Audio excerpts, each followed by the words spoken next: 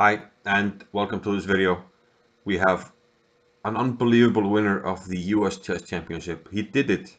He did it. It's unfathomable. If you had bet on anybody outside of So, Caruana, or Nakamura to win the US Chess Championship, somebody would have put you in a mental institution. And rightly so, because this is insane. These three are so strong that this almost shouldn't be possible. But Sam Shankland had the tournament of his life. +6, unbelievable performance. And casting a shadow on Fabiano Caruana, who has been the star of the recent month plus. But Sam Shankland stole his thunder.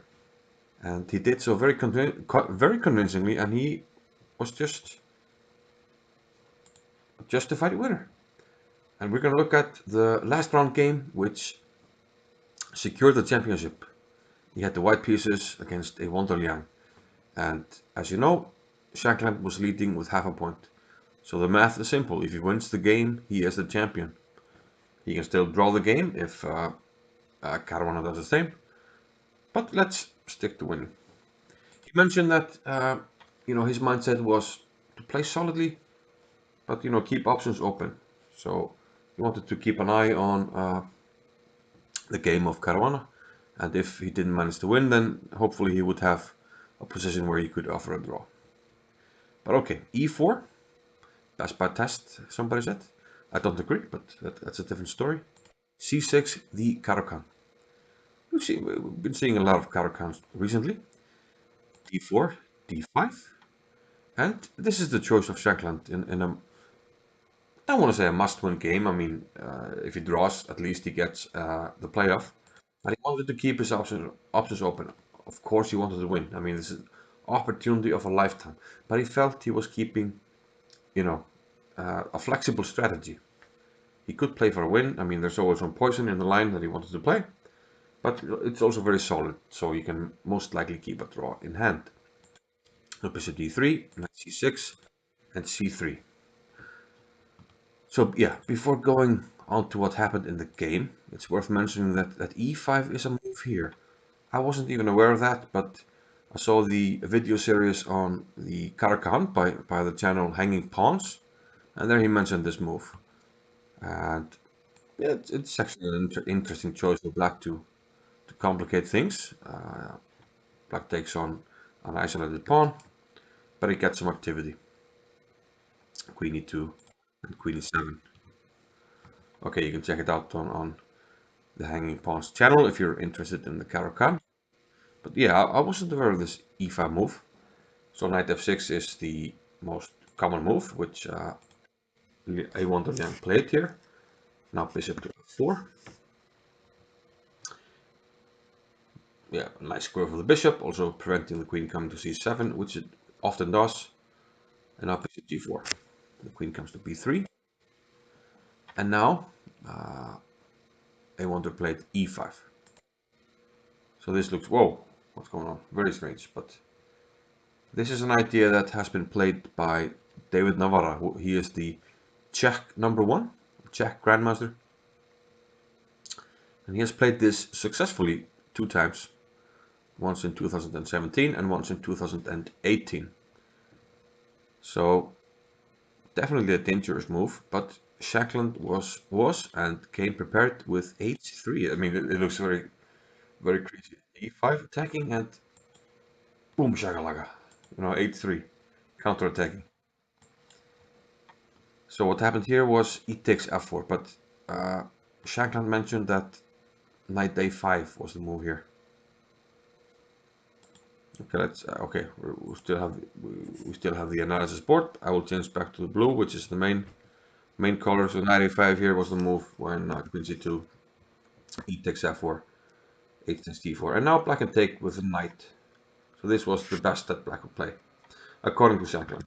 So let's go back all the way down here and get the main variation color. So knight f6 was played, bishop f4, bishop g4, queen to b3, and now e5. h3, Shankland's preparation, and e takes f4 by a wonder. Okay, white regains the piece, and now queen e7. And at first glance, this looks really strange. I mean, queen e7 check, we have to move the king. We can no longer castle. But, you know, as the game goes on, the white strategy, it's really, you know, impressive. Okay, for now, black can't take this pawn because white will regain the pawn on d5. So, at the moment, the pawns are equal. Black castles queenside. Meanwhile, this king is stuck here, but it doesn't matter, and I will come to this later. Now knight to d2, so black to move. We have to get this guy out, so he played g6. Logical move now, rook to e1, okay. The king moving to f1 vacated this square, so the rook goes to an open file. Queen c7, and now g5. Where to put this knight? Okay, if we go to d7, this pawn is hanging, so knight to h5.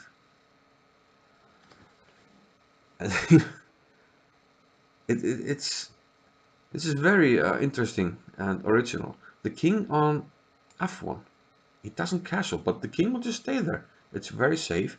Black can't really attack it. Look at this pawn chain man. What does it do?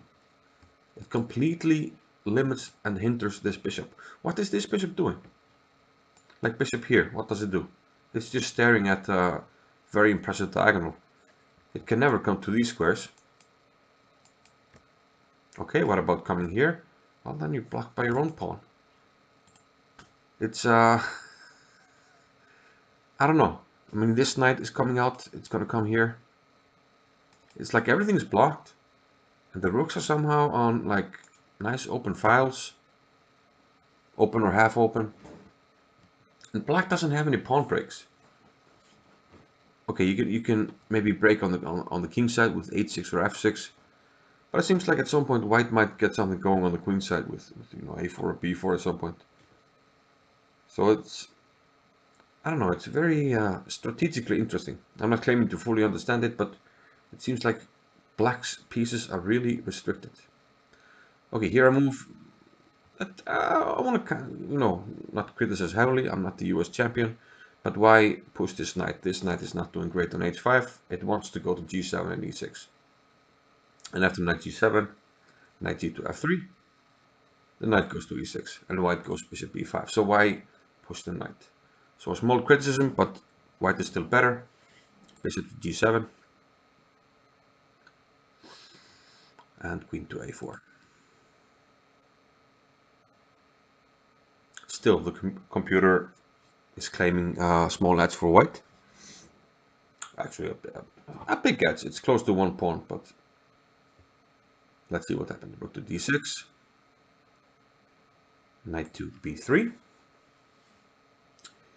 and here, this is where a wonder cracked a little bit.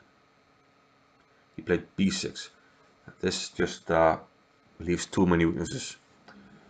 Computer saying a6, bishop d3, still claiming a nice edge for white, but b6 just seems to weaken the light squares a bit too much around the black king. So the computer really doesn't like this move, and yeah, from a human perspective, that's logical because you now made some weaknesses around your king, which will become relevant. Shankland, okay, after b6, this is restricting the knight. Kasparov always said a knight on b3, you just play b6. Same for a knight on g3, you play g6. You restrict the knight, so Shankland reroutes this knight. Knight to b8, knight to d3. So this knight has very nice prospects. I mean, both knights can occupy e5, and we can go to b4, targeting both the weak pawn on d5 and the weak squares around the king. King b7. So actually trying to shore up these squares. I mean, the king helps to defend, which can be useful. Knight to b4. Queen to d8. And this is where I first kind of saw the position. I was driving home from a weekend tournament, a 5-hour drive, and you know, my internet connection, you know, came on and off during the trip. But I saw this position on the live broadcast, and it looked like, yeah, Shankland was already winning. A big plus, and they were talking about it like he was winning on the broadcast. And after knight e5, queen to c7, a nice move here by Shankland, queen to b3, targeting the d5 pawn. And it turns out it's not so easy to take care of it. Okay, I want to go back actually to queen c7 here, because I like logical questions, and there are some logical questions here, because the pawn on g5 is hanging. What happens if we take it? First off, if we take with a knight e to c6, attacking the queen. Also queen takes a7. We can't do this. Okay, what about taking with the bishop then? So there's no knight c6, and then we can think about taking on g5. No, d takes e5. Rook is attacked, doesn't have a good square, so maybe a Zwischenzug. Knight c5, no, then we have a really nice line. E takes d6, sacking the queen, but rook e7, and this is game set match for white. King c8 allows rook c7, black has a take, and now actually two pieces attacked here, nothing to be done. And king to a8 from this position. King a8, we go, well, either bishop c6 or knight c6, both are winning, but this is the best move, and rook b7. And either king c8 d7 or king to the corner, well, we just made one, so neither one actually. But yeah, a want to play queen c7, going back to that, queen b3, attacking the pawn on d5, and rook 8 to d8. He elects to protect the pawn. Hard to find a better choice, but this, of course, this rook has been luring here. So instead of castling, white left the rook on h1, and now it becomes relevant. Rook takes h7. So white simply wins a pawn and keeps all the advantages of his position. It's like all the black pieces are bad, restricted. What is this guy doing? Just restricting the bad. Rook's on default, doing what? Defending a pawn? This guy? No prospects. Okay, this guy is perhaps decent. We're decent at best. And meanwhile, no pawn breaks, weak pawn, and white is already a pawn up. So at this level, this game is just over. a6, bishop d3, king a7, queen to a4. Okay, targeting this, so a5 has been played.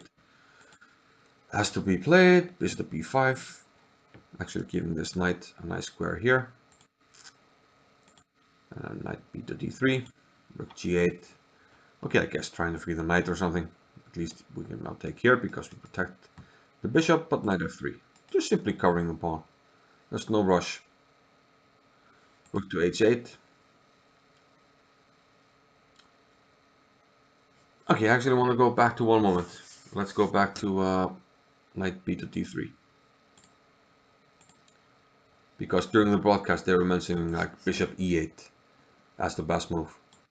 It's the computer choice, you give up this piece, you play knight takes f7, and it's a really fancy line. You can play here, but here I would like to keep an advice in mind that was given to me by Johan Hjartarson, Icelandic grandmaster who beat Viktor Korchnoi in the candidate matches in 1988. And he said, never sacrifice in a winning position. If you have a winning position, why sacrifice? I mean, you might miss something, and then you're down material. Have a look at the position before bishop e8. Just knight b to d3. Like we mentioned, you're already up a pawn. There's no counterplay, no pawn breaks. All the black pieces are bad, like we just looked at. So just keep the advantage and sail it home. You don't have to sacrifice. A very practical chess by Shankland. a3, knight c6, and now he starts exchanging some stuff because the weaknesses remain. Knight to e5. Okay, the useless bishop takes on e5, and now the queen gets in. This is a sitting duck. Rook d8 was played. Note that knight takes g5 is met with knight takes f7, and a rook coming to e7 will win the queen and end the game. So rook d8 was played, but now queen takes f7. So white's extra pawns are becoming too much for black to deal with. f3, knight to f4, king c6,